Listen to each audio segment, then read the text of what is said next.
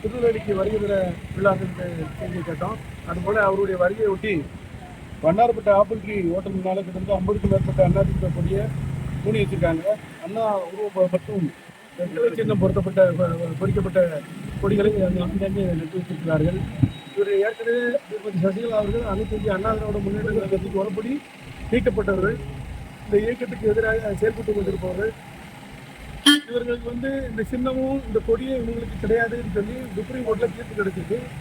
அனைத்து இந்திய அண்ணா திராவிட முன்னேற்ற கழகத்துடைய பொதுச் செயலாளர் அண்ணன் எடப்பாடியார் தான் அவர் தலைமையிலான அதிமுக தான் இந்த கொடியும் சின்னமும் சட்டப்படி செல்லும் சொல்லியிருக்காங்க.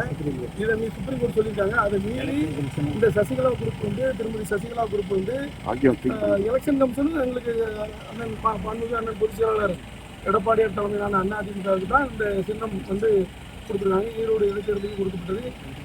இப்போ சமீபத்தில் நடந்த பார்லிமெண்ட் தேர்தலில் இரட்டை சின்னத்திலும் எங்களுடைய வேட்பாளர் அனைவரும் நிறுத்தப்பட்டார். அதனால் இந்த சின்னமும் இந்த கொடியும் புரட்சித் தலைவர் உருவாக்கிய இந்த இயக்கம் எல்லாமே அண்ணன் எடப்பாடியார் தலைமையிலான இயக்கத்துக்கு தலைமையிலான அனைத்து இந்திய அண்ணா திராவிட முன்னேற்ற கழகத்துக்கு தான் சொந்தமானது. இதை மீறி இவர்கள் ஒரு போலித்தனமான வேலைகளை செய்து கொண்டிருக்கிறார்கள். அவர்களுடைய நடவடிக்கை கண்டித்து நாங்கள் நம்முடைய திருநெல்வேலி போலீஸ் கமிஷனர் ஆஃபீஸில் இது சட்டத்துக்கு புறமான செயல் என்று சொல்லி நாங்கள் மனு கொடுத்து வந்திருக்கிறோம். அவங்க அதை சரிப்படி செய்வாங்கன்னு நினைக்கிறேன். அவங்க செய்ய தவறுனா, அந்த கொடியை அகற்ற தவறுனா ஒரு சட்ட ஒழுங்கு பிரச்சனை அதுக்கு காவல்துறை தான் பொறுப்பு.